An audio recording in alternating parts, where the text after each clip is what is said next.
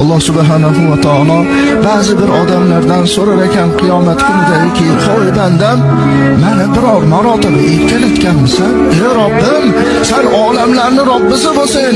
Mulukut dunyo va axiro, dunyo va oxiratning egasi bo'lsin.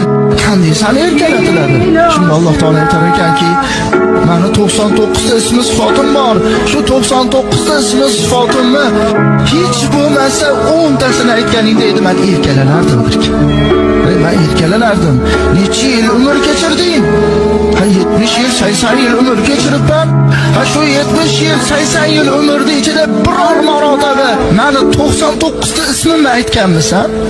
Hech bo'lmasa 10 tasini aytganmisan? 70 yil umr kechiribsan.